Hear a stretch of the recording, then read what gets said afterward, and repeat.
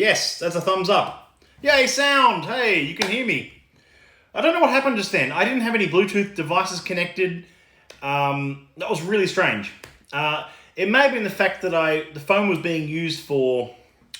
Okay, you can hear me now. Fantastic. Okay, sorry, I don't know what happened then. I know that I had the phone in a very particular setup for last night's stream on Facebook for our taking calls and whatnot, so maybe the sound was still routing through the mixing desk, but now it's not. So, hey, hello, happy Fridays to everyone. What might be in the FX market? The financial market. What about the financial market? Whiskey's my jam. Who are you? I haven't seen you before. Ducket Bucket. Thank you, Louis, for the amazing comment, as always. For those who don't know who I am, my name's Matt Bailey. I'm the National Ambassador for the Scotch Malt Whisky Society. Happy Friday drinks to you all. I hope you're all doing well. Yo-Yo Man, good to see you, Muzzman. We are isolation drinking, Hartwood says. You know what? Great idea. I don't know how Tim and Louis haven't killed each other yet in isolation, but I wish you both all the best to not strangle each other to death in that house. In the meantime, however, it's time for a Friday drink. Thank you, Malt Official. Thank you for checking. The sound is working. Whiskey, yes, that's a very good, a very astute observation there. Now, the other night I made reference to how you should never let anyone chastise you for how you enjoy your dram. But before I go into that, I also want to say happy Outturn Day to you all. Today was Outturn. It was so good to do so much lead up to it. I'm very sorry that the site crashed. And I know we say this every month, but we're working on solutions. But we really are. You know what? I was actually having a friend with a chat. I was having a chat with a friend of mine earlier today after the crash of the website. And I said, if websites as big as Lefroy, when they release something special, can crash, a website that is owned and run by a company as big as Beam Suntory can crash for sometimes 9 or 10 hours where it's down.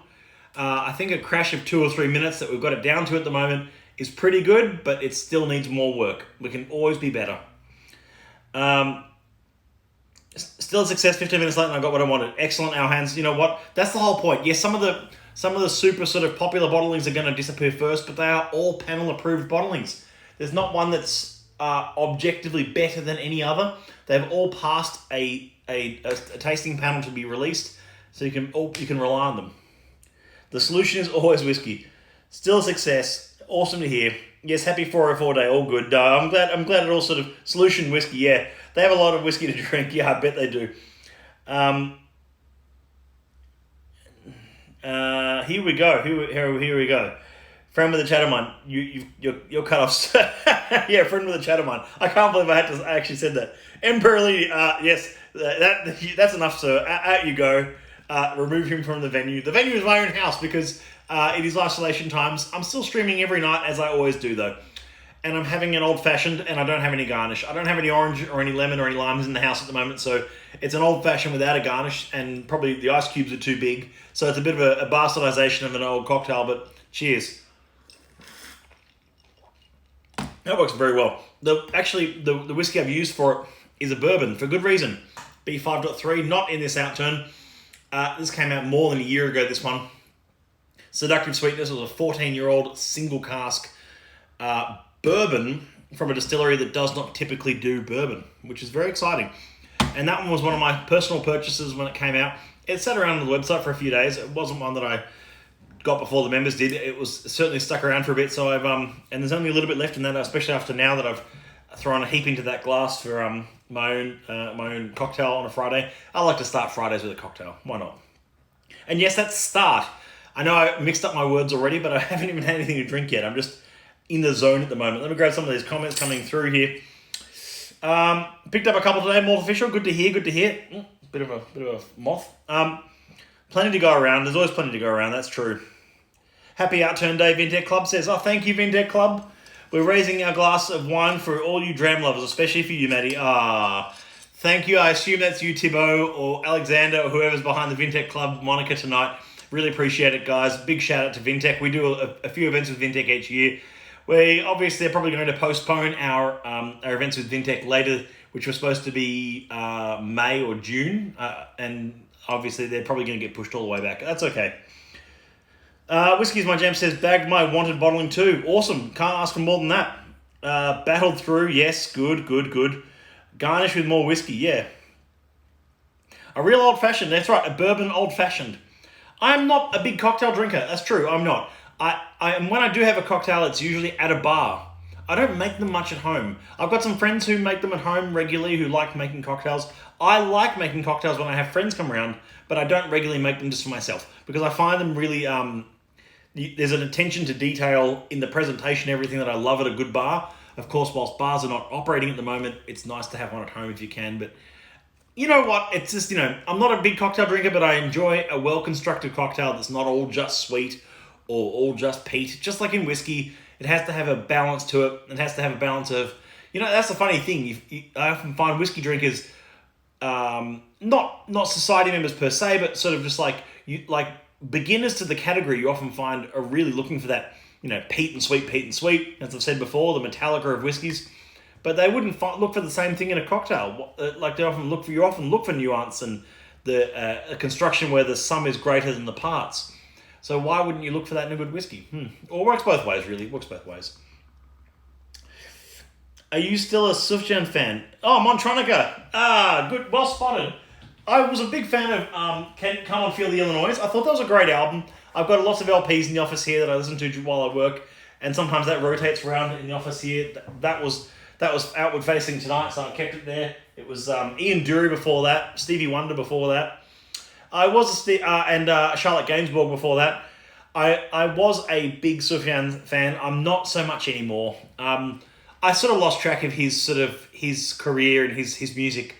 Maybe about 5 or 6 years ago. But I think Illinois is a great album. I think there's some beautiful songwriting on there. Yeah, so there you go. I hope that answers your question, Montronica. What did you pick up beside this? Well, okay, so I picked up 93.120 and Big Swell for this month for me. I didn't go big this month. I picked up a couple of bottles. That's the answer, Cal. Hartwood says, we don't listen to you speak. We lob grenades and leave. You know what? Yeah, a pleasure as always, Tim. Thank you so much for the insults. Always appreciate the insults and the and you're not here to hear me. You're not here to listen to me. You're here to lob some insults. Join as soon as I join and then leave. Thank you so much. Bob Winton, good to see you. Whiskey Man Sam, good to see you. Picked up 3 bottles, Big Swell included. Cuts 911, awesome. I'm glad you know what? Big Swell is the kind of whiskey, I've talked about Big Swell a few times. Big Swell is the kind of whiskey that is a good one to keep on the shelf, share around with friends. It's not meant to be the most complex whiskey, but it's also $120. It's a good, fun, quaffable sherried malt. And it's the whole idea is that it's 50%. It's a blended malt Scotch whiskey from a selection of sherry casks. And I was really proud that we were able to release that today. There's still about 50 left or so that should see us through for the month, which is fantastic because Outturn got hammered today. So if there's still some bottles you want, there's no limit to how many per member can buy. Some members bought 3, some members bought 2, some bought 1, etc. Grab whatever you want off Outturn, as always. It's Thibaut, Matt. We'll do it again when everything is back to normal. Slancher, yes, good to see Thibaut. Have a fantastic Friday night, sir. I hope you're well. Ducker Bucket says, Tim's sitting here impatiently waiting for you to see his comment, but I've told him that you have 5 more tangents to go on first. I don't go on tangents. No, I totally do go on tangents. But sometimes people's comments create an interesting discussion, which is what these live streams are all about and why I do them every night.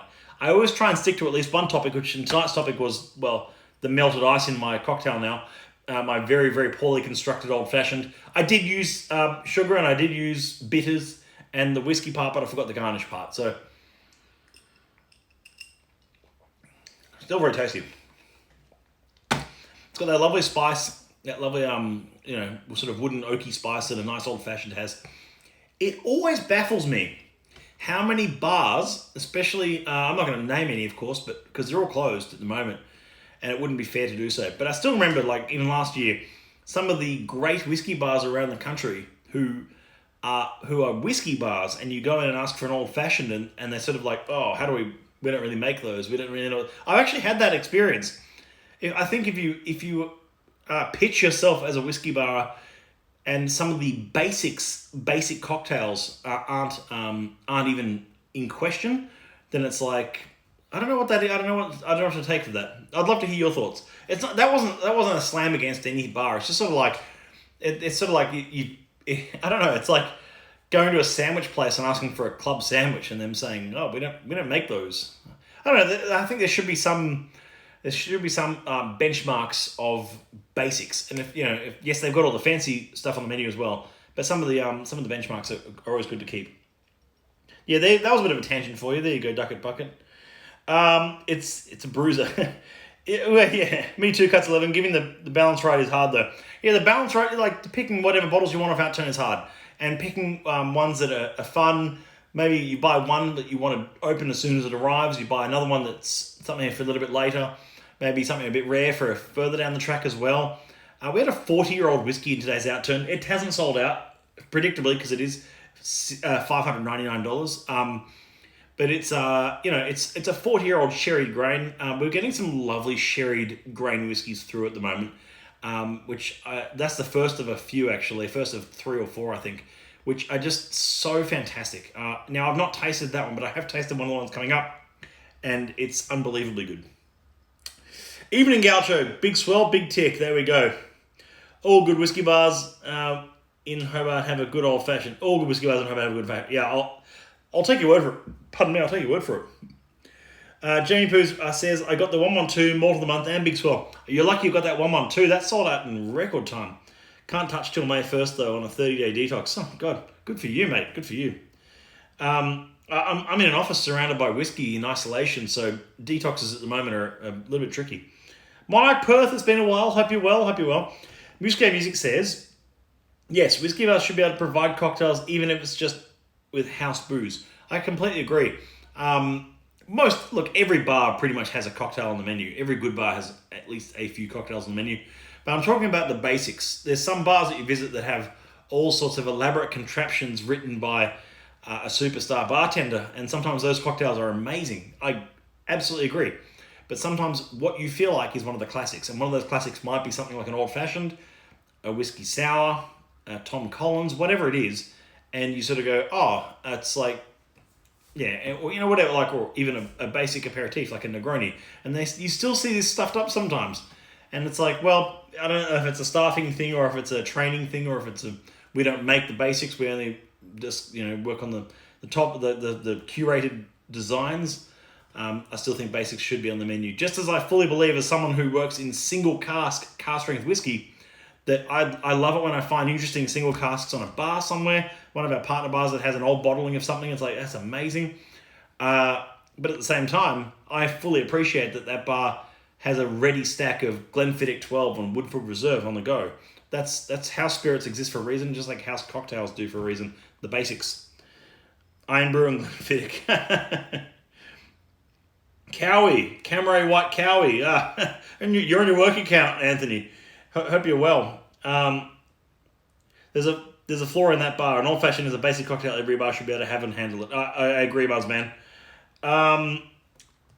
Yeah, going to have to make an old-fashioned now. That's what I'm on at the moment. I'm on an old-fashioned. The ice has melted a bit, but it's still lovely. My ice cubes were too big. I wasn't prepared for that.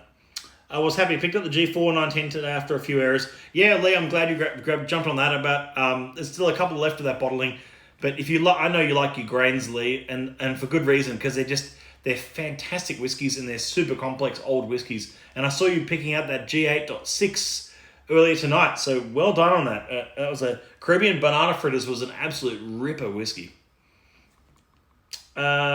Whiskey and Element had a latte old fashioned a while back, which I love. Did you try it?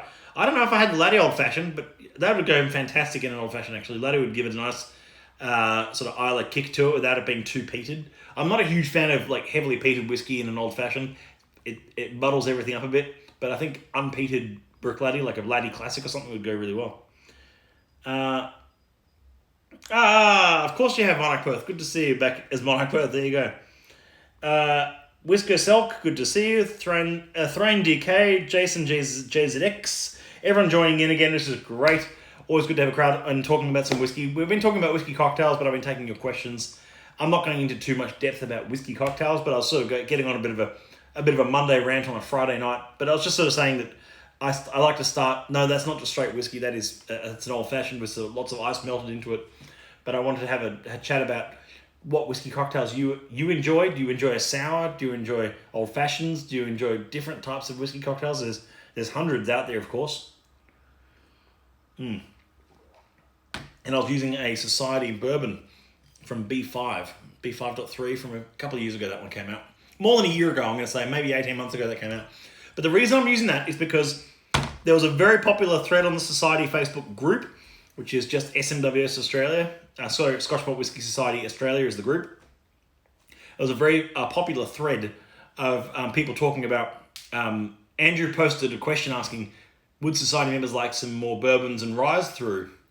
And we've got a nice selection of more B and RW casks coming through, which is great. And he asked, would members like to see more of that kind of thing? And I was like, yeah. I mean, it's not at the expense of the malt whiskies that we offer. It's just in addition to. And Aussies love their bourbons. In fact, here's a little bourbon stat for you might not know, which I find interesting.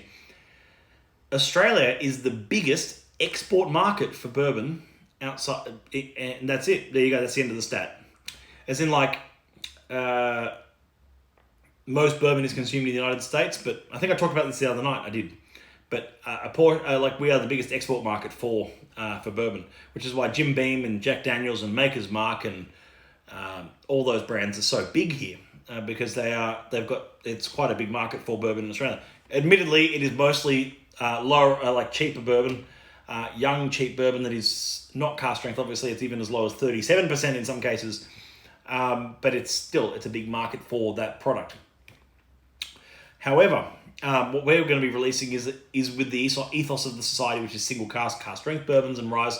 And there's a few here and there coming through, which is exciting, and some new .1s coming through as well this year. So 143.1, I think, off the top of my head, yep, and 144.1, I think. So 2 new codes coming through. If they're a code like that, that's a single malt. So it could be from America, it could be from anywhere in the world, it could be from Scotland, it could be from Ireland, but that means it's a single malt code, rather than the B codes, which indicate that it's a predominantly corn base, which is a bourbon code, or a rye code for RW. Hope that helps clear up the comes of coding. We've talked coding a little bit before, but who else had a good pick from Outturn yet to put my order in? Muzzman, your mate. There's lots of good little picks. Seductive Sweetness was so good. Oh, it was. It was a lovely, and it's worked really well in a cocktail. You don't need to put cheap stuff in a cocktail. You can use nice whiskey in a cocktail. It's the sum of the parts, not just, let's put good bitters and clear ice and a bit of brown sugar and a bit of whatever. It's like, this is about using great ingredients to make to a great final product. Great chefs don't use cheap ingredients to make great dishes. They use great ingredients. And that's what the difference is here. Any other cocktails you can recommend for home ISO that uses stuff likely to be at hand? We can stand to skip a garnish. That's what I've done tonight. I've skipped a garnish. This is called isolation times. Work with what you've got in the house. I could do an episode on that next week or even over the weekend. I could work on cocktails to make with what you've got on hand. Some of the basics of what you've got on hand. Why don't we do that possibly on Sunday? Sunday cocktail hour. That'll be a Sunday afternoon session maybe. Why not? Okay. I love the fact that we get Blanton's SFTB here. Yeah, that's a good point, and I think that's underrated to get that kind of quality. Blanton's, however, the mash bill for Blanton's, I find, if I'm being completely honest, a little bit overrated is the best word I can put on it. I like Blanton's, but there's other bourbons I much appreciate. But I'll say right now, I think that Blanton's Straight from the Barrel is a tremendously good bourbon. Whiskey and Drinkies, Joan, good to see you. Yes, because we're bogans. Bourbon and Coke. You know what? I didn't say that, but, each to their own. If you want to enjoy bourbon and Coke, if your ideal choice of bourbon is a slab of Woodstock and cola cans, then that's your choice. It's not my choice. It's probably not yours either, but, that's what I'm saying. SH 1.1? 1.1. What's SH 1.1? We don't have that. What is that? I think April Fool's was 2 days ago. Yeah, a guest invite cocktail anchor. Yeah, if Cocktail can come and join in, we could do a collab session with her. She'd be fantastic at this. She knows stuff way better than I do. The little horse on top of the Blandons is cool. Yeah, and they're all different. They all have a different sort of running stance. I think there's eight different Blandons horses. So it's a bit of a collectible sort of thing going on. Still got a bit of B.3.4 Bucking Bronco. Great bourbon. Those younger B3s were delicious. They had such like a the quality in them was fantastic. They were young, but they were very well developed. But by young, I mean they were young by what we would call young. They weren't young by what bourbon standards are. Most American bourbons are that age. It's very rare. Like, you've got to understand, 10, 12, 15-year-old bourbon is rare. And for good reason. Most of it's not very good. Bourbon reacts in virgin oak. The sweetness of the corn, reacts in a hotter climate in America in virgin oak, so a very active first fill, in a much shorter amount of time, which is why most bourbon is 3, 4, 5 years old. And it excels at that age as well. So next time someone tells you that Pappy 23-year-old is the best bourbon in the world, it's a hugely questionable statement, because after 23 years, I seriously believe that you're mostly licking a fence post at that point. It's just oak. It's just oak. And it's the prestige of it. And on that point, I'm going to talk on a personal point on that one. I completely understand. If you find a bottle of Pappy 23 that's in the thousands and thousands of dollars a bottle, if it's bottled pre-2013 or whenever the last batches of Stitzel-Weller juice were, but for a 23-year-old Buffalo Trace juice to cost that much, I think is a bit ridiculous. But that's outside the that's just personal conjecture, of course. You get whatever you like, but it's just, I find that most bourbon, especially even at cask strength, reacts at a younger age much better, because that's when it reaches a peak in the maturity before it becomes more and more oak, and you miss out on that beautiful spirit and oak balance. And that's why too many bourbons taste way too much oak, and that's why I'm a bit funny about some of them, but I love others. Here we go. Lots of people joining in. Thank you so much. If you remember B4.1 from a while back, can you remember the details of the cask maturation of that particular cask? Unscathed. It's almost like that's sitting on my desk right this very minute. What are the odds of that cask, that one cask you mentioned, is sitting on my desk? That one was a delicious whiskey that was well beyond its years on the label in terms of maturity. So we've got the B4.1 and B4.2, I think they were 1 month apart, were delicious whiskies. They were truly remarkable bourbons. Those Chicago, it was at a few distillery in Chicago, and they were like, just, I don't know how to, it was like a polished ruby, each one of them. Andrew wrote an article in the Outturn the month they were released and compared B4.1 to a 15-year-old Pappy Van Winkle at the time. He said, Pappy, look out, this is the real deal. And I completely agree with that comment. They were delicious. So the actual maturation of those casks and those particular casks, I don't know much about. I'd need to do a bit more research, because we're talking 2 casks that came out more than 2 years ago. Matty, Casa de Venus. We all know the best is Jim Murray's favourite. Hey, I swear to God, it's Friday nights in here can become an absolute troll fest sometimes. Of course, the Casa de Venus is referring to the fact that Jim Murray, always gives, not always, the last 3 or 4 years has given an American whiskey the world's best whiskey award. This is one man's palate. You've got to remember that. This is one guy's palate, and he thinks that's really good, so good on him. Doigy, good to see you, mate. Old Barrel House. Wood Juices, Bob Winting, good to see you. Got a Heaven Hill 23, mostly matured in Campbelltown. Yes, there was a good relationship between Campbelltown, the Heaven Hill casks. I know which ones you've been there, Multificial. It probably tastes like licking a fence post. Even those old Heaven Hills, I just found to be way over oaked. Too much time in cask.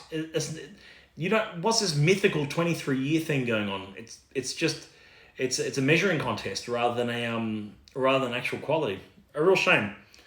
Joel M says, did I just see a B? I joined a little too late. Yes, you did. Well, you saw 2 actually, Joel. I was talking a little bit about bees tonight. you saw one which came out about a year ago, B5.3, Seductive Sweetness, a 14-year-old single cask. That's one of the older beers we've ever bottled. Well, in recent history. And then a younger B4.1, which was before that again, so a little bit earlier bottling again, which was out of Chicago. Two great whiskies there. Jane Overeem, good to see you. What do you think of the Orphan Barrels Old Barrel House range? I don't know them. That's to be honest, I'm sorry.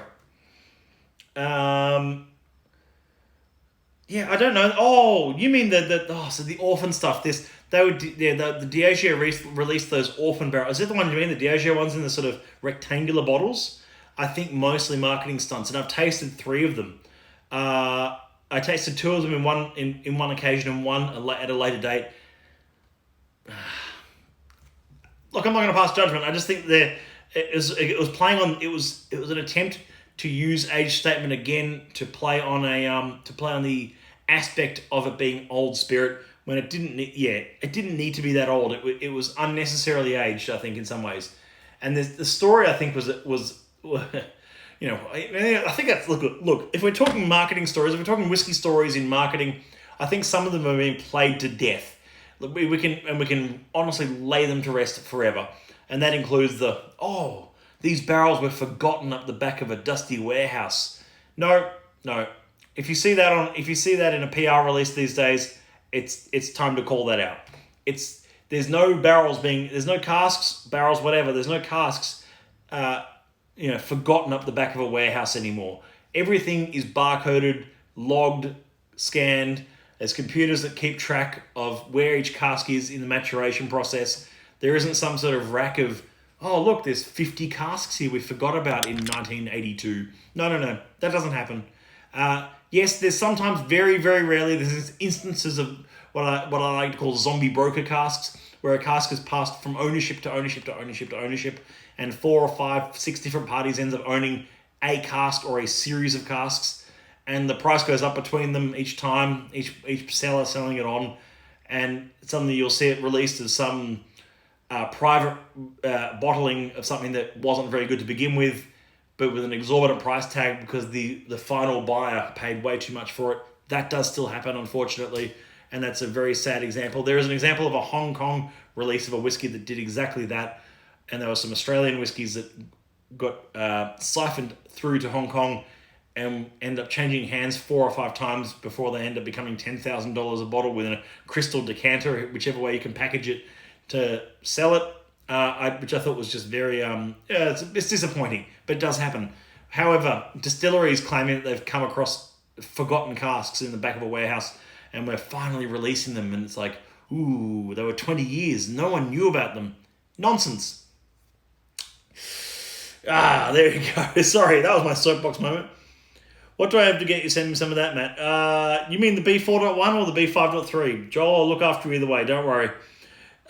Yes, they're a bit dry. Yeah, look, that's the thing. There's a dryness to those older casks. One was Pityvac, say no more.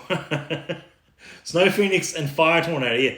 Well, Snow Phoenix is the Glenfiddich Snow Phoenix was a kind of a cool story, I will admit. I mean, about the warehouse that crumbled on the inside, the middle of the warehouse fell inwards and filled up with snow.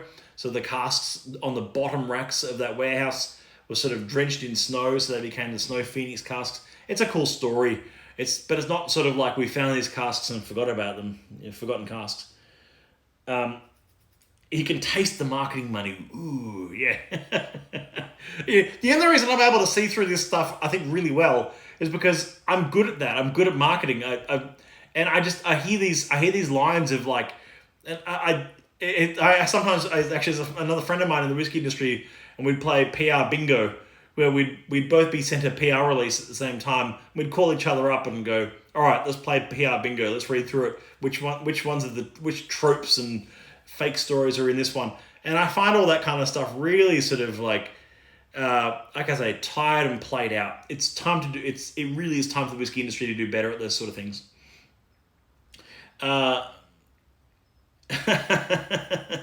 Pityvac, there's a reason it closed. Yeah, you know what, actually, Muzzman, I touched on this the other night. I got asked a great question in the Facebook live stream, which is now up on YouTube for anyone that missed it.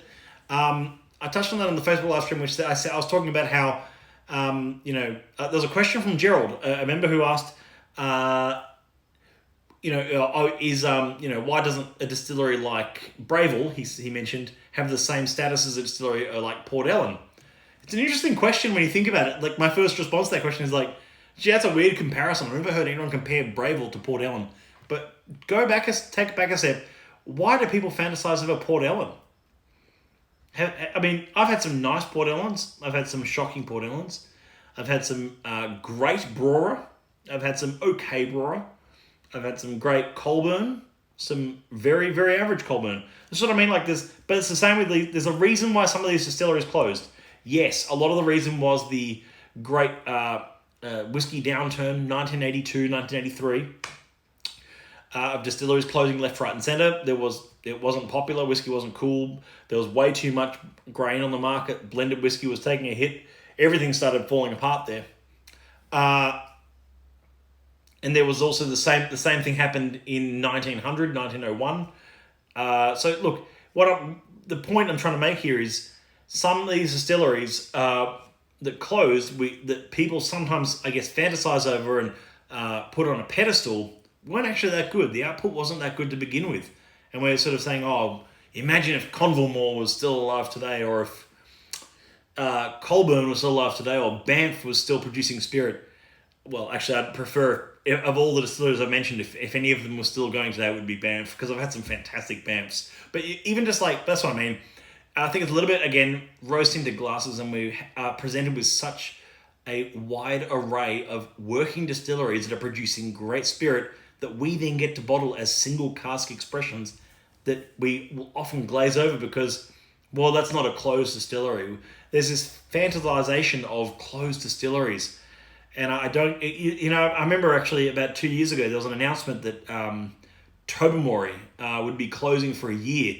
And like Tobermory sales went up because everyone's like, oh, there's not going to be any Tobermory for a year. Like, we better buy up all the 12-year-old stock we possibly can.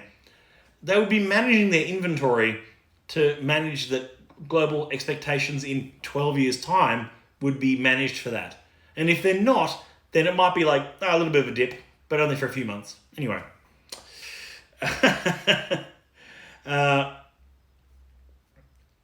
Joel, I know you're saving up your pennies for those Society Bs.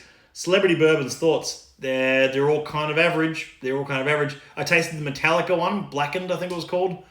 And I tasted the Bob Dylan one, which was it was pretty flat.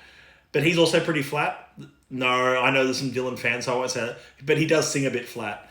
Yeah, look, celebrity whiskey is always a little bit sort of, again, massive PR stunt. Has anyone here tasted Conor McGregor's Proper 12? You'll know exactly what I mean. 137.6 final panel notes. Iodine, brake fluid, WD-40 and Marmite spread generously on brown toast. Also tempting. Great panel notes. Matt's thoughts? They're not wrong, Lee. They're not wrong. It's quite a English farmyard of a dram, that one. I've tasted it a few times. I've even did a live stream on it. I really like it. The WD-40 I agree with because I know that smell really well from working on my own motorbike. Lee, by the way, you're also a Triumph rider, I believe. If you're not Triumph, I know you're a motorcyclist, but I think we both have Triumphs. So big ups to you, mate. But I like them. I like that 137.6. I think it's a great dram. I've lost my spot in the comments here. Hold on. Rare by nature, Pityvac. Oh, Pityvac. Stop talking about Pityvac. I don't know that, but it was that is a high price for a video again. Blackened wasn't half bad. Look, it was okay. It was much better than the Bob Dylan one, and everything is better than the Conor McGregor one. If I don't tell Conor that, because he'll probably punch me in the head. I don't know how he operates. Yeah. Properly not great is a good descriptor. Denise Goad, hello. Hope you're well. Morky Moo, good to see you. I'm well. Hope you're well as well. Hope your Friday's treating you well. I'm having it's not, I promise you that's not 200 mils of straight whiskey. That's a cocktail that's melted a little bit. Actually, it's coming through very sweet now. That's lovely. I think I'm getting closer to the bottom, so it's coming through nice and sweet. That's my Friday night drinks for you all, by the way. Thank you so much for joining in. This has been a longer than usual stream, but always good to chat, talk a bit about cocktails, talk a bit about whiskey. It was a bit of broad-ranging Q&A tonight, but that's what Friday Drinks is about. Having a chat, taking your questions and going through a few things. If you missed out in the beginning of this stream, it'll be on our Instagram story, which you can watch in your own leisure, or you can watch it on our YouTube channel, SMWS Australia. Please subscribe to the YouTube channel. We don't have many subscribers on there. It's only 100 and something, but it really means a lot to us if you subscribe and hit the little bell. So you can catch up with all the great whiskey content that you can learn about that we're doing. Andrew and I are doing these videos all the time. I'm doing them every single day, sometimes twice a day. And I really appreciate you tuning in as always. Thanks guys, and have a great weekend.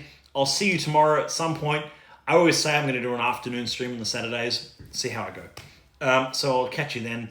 In the meantime, dram on. Have a great Friday night. Keep social distancing. Keep washing your hands. And have some hand sanitizer and a good dram on the side. I'll catch you all tomorrow. Cheers.